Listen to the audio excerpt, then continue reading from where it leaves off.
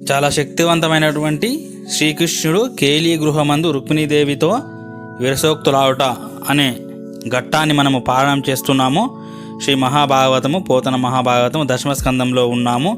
ఈరోజు శ్రీకృష్ణ పరమాత్మ అంటున్నాడు, లతాంగి, సాలుడు, జరాసంధుడు, శిశుపాలుడు మొదలైన రాజులు విజృంభించి నన్ను కోపంగా చూస్తూ తిరుగుతూ ఉండడం చూశాను. అదిగాక నీ అన్న అయిన రుక్మి గర్వంతో, వీరుడననే మదంతో నాకు ఎదురు తిరిగాడు.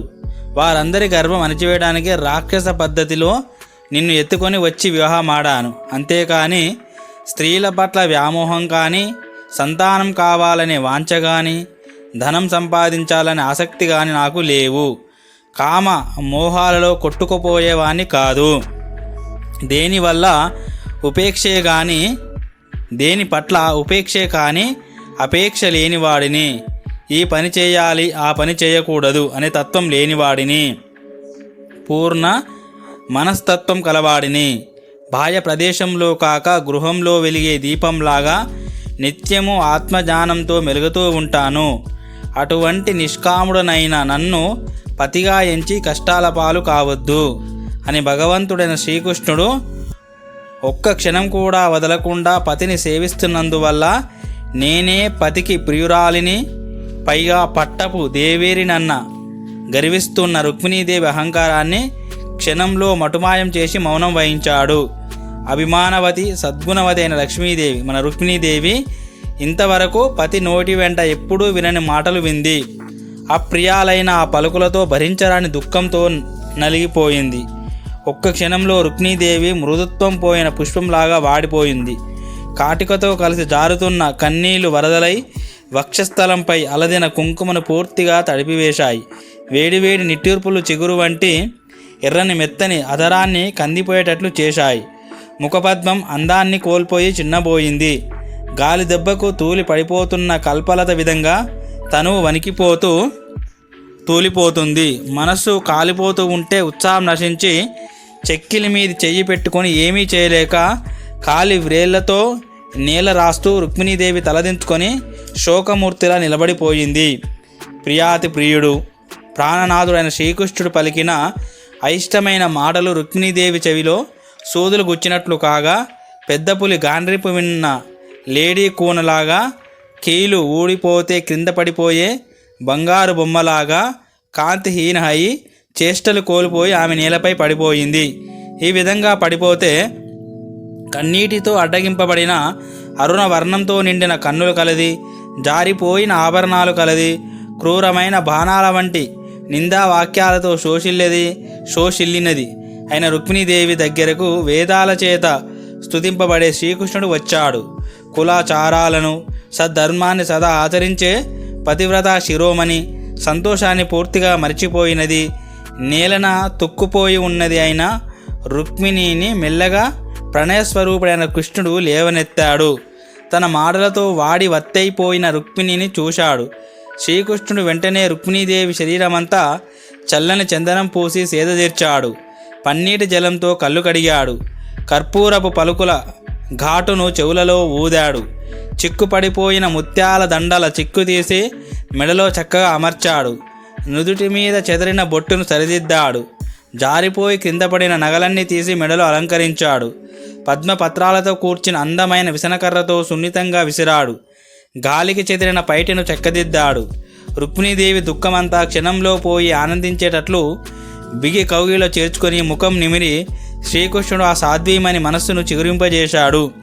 రుక్మిణీదేవి కేశ సంపద చాలా పెద్దగా ఒత్తుగా ఉంది. చీకట్ల నల్లని కాంతులను గెలిచే తుమ్మెద రెక్కలను కూడా అపహసించేది ఆమె కేశ సౌందర్యం. నరులకు మరులు కొలిపే వినీల కాంతితో మెరిసిపోతుంది ఆమె జుత్తు. మనసుకు మోహం కలిగించే ఆ నల్లని ఒత్తైన కురులను చెక్కుదీసి అందమైన కొప్పుగా అమర్చాడు కృష్ణ పరమాత్మ. ఆ కొప్పులో పూలు తురిమాడు. శ్రీకృష్ణుడు పవిత్ర చరిత్ర గల తామర రేకుల వంటి సుందరమైన నేత్రములు గల భీష్మక మహారాజు పుత్రిక అయిన రుక్మిణీదేవిని తుమ్మెద రెక్కల వల్ల వచ్చిన గాలికి కదులుతున్న పూల మొగ్గలతో అందాలు చెందిస్తున్న పాన్పు మీద పవలింపజేశాడు.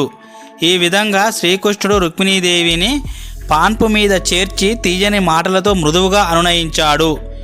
లజ్జలతో కూడిన చిరునవ్వుతో, మనోహరమైన కడకంటి చూపులతో రుక్మిణీదేవి అతి కోమలమైన శ్రీకృష్ణుని ముఖార విందాన్ని చూస్తూ ఇలా అంటుంది: ఓ కృష్ణ, శ్రీకృష్ణ, కమల దళాక్ష, నిర్మల తేజోమూర్తి, భక్త పాలక, నీవు నాతో పలికినది సత్యమే సుమా. అనగా లోకాధిపతులందరికీ ఈశుడవైన లీలామూర్తి, సచ్చిదానంద స్వరూప, జ్ఞానము, సుఖము, బలము, ఐశ్వర్యము, శక్తి మొదలైన సకల సద్గుణాలతో ప్రకాశించే నీకు నేను తగినదాననా కానే? మహానుభావ, పాపరహితమైన చరిత్రతో ప్రకాశించే పరమాత్మ, నీవు ప్రకృతి పురుషులకు కాలానికి అధిపతివి. నీ యొక్క దివ్య సుందర కళామయమైన ప్రీతికరమైన రూప సౌందర్యమెక్కడా? సత్వ రజస్తమో గుణాలతో నిండి ఉన్న మూడు రాళ్ళనైన నేనెక్కడా? కళ్యాణప్రదమైన నీ సద్గుణ సంపత్తిని ప్రదానం చేయవలసి వస్తుందని భావించావా? ఆ భయంతోనే సముద్ర మధ్య భాగంలో అమృతంతో సమానమైన నురుగు వలె తెల్లని కాంతితో వెలిగే ఆదిశేషునిపై పవలించావా? నీ లీలలు దివ్యమైనవి, అద్భుతమైనవి సుమా. దేవా, పంచభూత గుణాలైన శబ్దము, స్పర్శ, రూపము, రసము, గంధము అనే గుణాలతో ఒప్పే శుభ సుందరాకారుడవు నీవు. అజ్ఞానాన్ని పోగొట్టే భగవత్ రూపాన్ని పొంది నీ భక్త జనులందరి చేత కొలవబడుతున్నావు. నీ యొక్క పాద పద్మ మకరంద రసాన్ని త్రాగే యోగీవరులకు కూడా నీ సన్నిధానం చేరే మార్గం బోధపడదు. అటువంటిది పశుప్రాయులైన ఈ మానవులకు ఏ విధంగా బోధపడుతుంది? జగత్తుకంతటికీ ప్రభుడవైన నీవు స్వతంత్రుడవు. నీ మార్గం చేరడమే నా కోరిక. అందుచేత ఎప్పుడూ నిన్ను నేను అనుసరిస్తూ ఉంటాను. స్వామి, నీవే కనుక లేమి గలవాడవైతే భక్తుల పూజా విశేషాలను స్వీకరించే బ్రహ్మ, ఇంద్రుడు మొదలైన సురాదిపులు ఎవరి కోసం పూజలు చేస్తున్నారు? ఎవరి గురించి తపస్సులు చేస్తున్నారు? పరంధామ, బుద్ధిమంతులైన భక్త శిఖామణులు సమస్త పురుషార్థాలు నీలోనే ఉన్నాయని తెలుసుకొని నీవు ఫలస్వరూపుడవని గ్రహించి నీ మీద ఉన్న ప్రేమతో తమలోని విజ్ఞాన దీపంతో సర్వదోషాలను పరిహరించి ఇహలోక సౌఖ్యాలను కాదని నీ పాద సన్నిధిని మాత్రమే కోరుతున్నారు.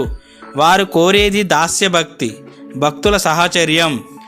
అధికారమనే అంధకారంలో కూరుకుపోయేవారు సద్భక్తుల దారిలో ప్రయాణించక నిన్ను చేరుకోలేరు, నీ తత్వాన్ని అర్థం చేసుకోలేరు. మూఢాత్ములై నీ సేవలు మరచి నిన్ను కొలవక సంసార చక్రంలో అనుక్షణం తిరుగుతూనే ఉంటారు. అంతేకాదు, పుట్టుక లేనివాడా, దురిత దూరా, నీవు మహర్షి శ్రేష్ఠుల చేత, యోగి పుంగవుల చేత, దేవతా సమూహం చేత స్తుతింపబడే మహామహిమాన్వితుడవు. సమస్త ప్రాణులకు విజ్ఞానాన్ని ప్రసాదించేవాడవు. దేవదేవా, నీ కనుబొమ్మలను కోపంతో ముడిచినంత మాత్రం చేతనే బ్రహ్మ రుద్రాదులు కానీ దేవేంద్రాది దేవతలు కానీ తమ సమస్త భోగభాగ్యాలను పదవులను కోల్పోతారు. అటువంటి బ్రహ్మ రుద్రాదులను నా మనస్సు తిరస్కరించింది. శ్రీకృష్ణ, నిన్ను నేనే వరించాను. జంతు కోటిని పారత్రోలి సింహము తనకు చెందవలసిన మాంస భాగాన్ని మహాబలంతో సంపాదించే విధంగా నీ దాననైన నన్ను వీరాది వీరుడవై శత్రురాజులందరినీ శాంగమనే నీ ధనుష్టంకార మాత్రం చేతిని జయించి పరాక్రమ ప్రదర్శనతో తీసుకువచ్చావు. అటువంటి రాజ కీటకాలను యుద్ధరంగంలో ఎదిరించలేవా? ఎదిరించలేక భయపడినట్లు శ్రీకృష్ణ, నీవి సముద్ర మధ్యలో నగరం కట్టుకుని నివసిస్తున్నావనేది నీ మాయ కాక మరేమవుతుంది? నీవు రాజులకు భయపడి ఇక్కడ ఉంటున్నావన్నది నిజమే కాదే? నిజమా? అది కాదు. నీ భక్తులైన రాజశేఖరులందరూ రాజ ఋషులే. నీ భక్తులైన ఆ రాజర్షులందరూ ఇష్టపూర్వకంగా సంతోషంతో రాజ్యాధికారాన్ని వదిలి సమస్త భోగాలను కాదనుకొని అడవులకు వెళ్ళి తమ మనస్సులలో నీ పాద పద్మాలను మాత్రమే నిలుపుకొని గాలిని, నీటిని, ఆకులను మాత్రమే ఆహారంగా తీసుకుంటూ నియమనిష్టలతో మహోగ్రమైన తపస్సును చేస్తూ ఉంటారు. ప్రజ్ఞాననిధులైన సత్పురుషులు చూస్తూ ఉండగా మీ పాద పద్మాలలోని మకరందాన్ని ఆస్వాదిస్తూ ఆ దివ్య సౌరభాన్ని ఆగ్రానిస్తూ మోక్ష స్వరూపము, మంగళప్రదము, మహాత్ముల చేత స్తుతిపాత్రమైనది అయిన మీ పాదపద్మ దయాన్ని సేవించకుండా నేను దుష్ట చిత్తులను సేవిస్తానా? ఇంకా మన రుక్మిణీదేవి ఏమంటుందో, తర్వాత శ్రీకృష్ణుడు రుక్మిణీదేవిని ఏ విధంగా ఊరడిస్తాడో చూద్దాము. చాలా అద్భుతంగా ఉంటుంది ఈ ఘట్టము. ఓం శాంతి శాంతి శాంతి. హరి ఓం తత్సత్. సర్వం శ్రీరామకృష్ణార్పణమస్తు.